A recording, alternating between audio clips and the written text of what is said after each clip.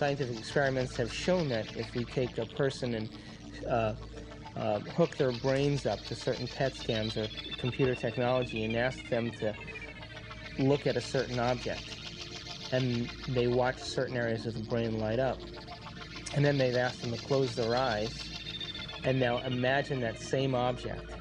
And when they imagine that same object, it produced the same areas of the brain to light up as if they were actually visually looking at it. So it caused scientists to back up and ask this question.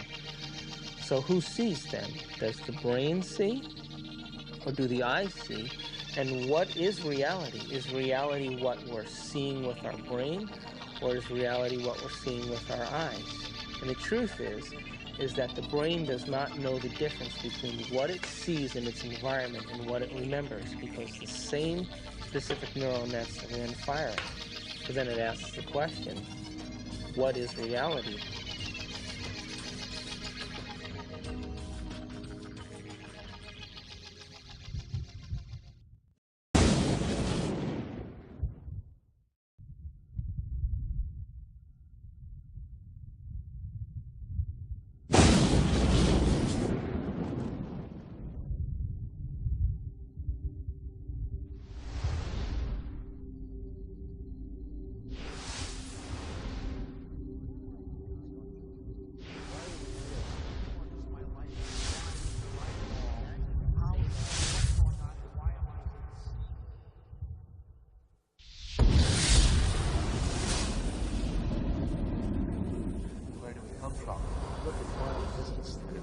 Quantum mechanical iceberg of possibility. Quantum mechanics allows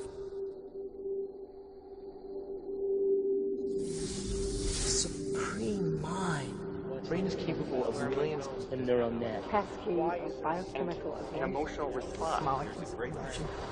The brain does not know the difference between what it sees in its environment and what it remembers. We are running the holodeck. Whatever way we observe the world around us.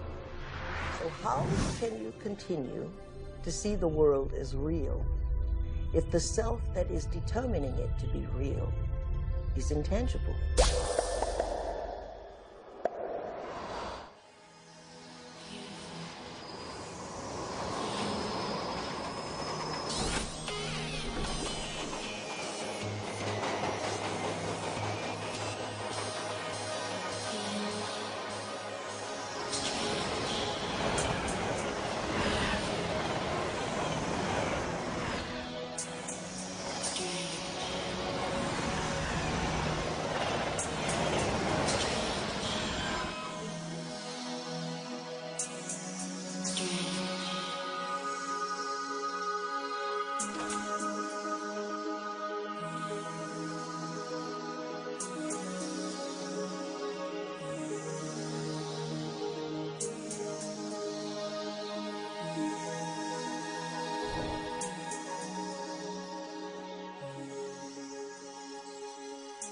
Are all realities existing simultaneously?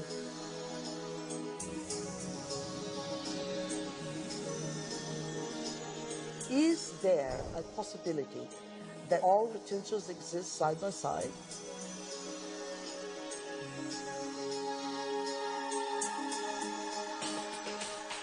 Have you ever seen yourself through the eyes of someone else that you have become?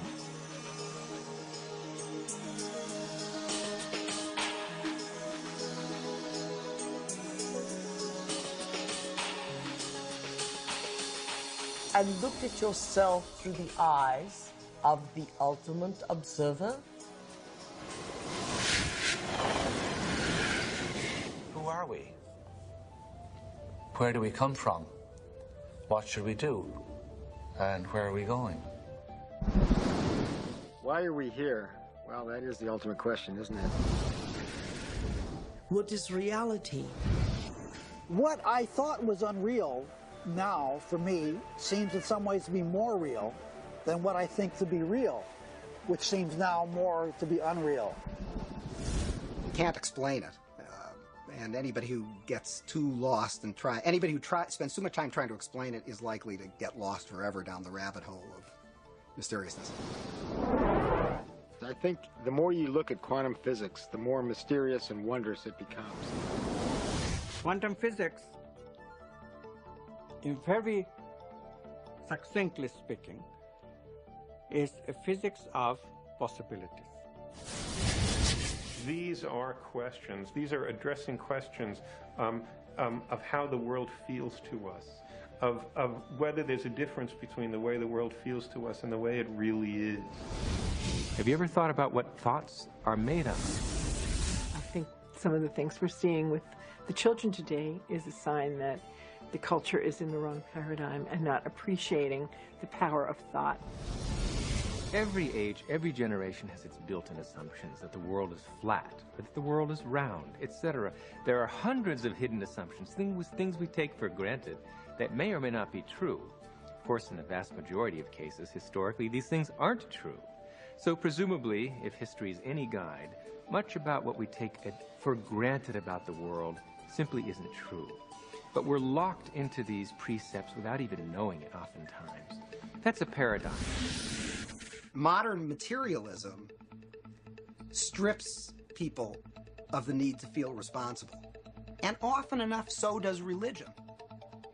But I think if you take quantum mechanics seriously enough, it puts the responsibility squarely in your lap, and it doesn't give answers that are clear-cut and comforting. It says, yes, the world is a very big place, it's very mysterious, mechanism is not the answer, but I'm not going to tell you what the answer is, because you're old enough to decide for yourself. Is everyone a mystery? Is everyone an enigma? They most certainly are. Asking yourself these deeper questions opens up new ways of being in the world. It brings in a breath of fresh air. It makes life more joyful.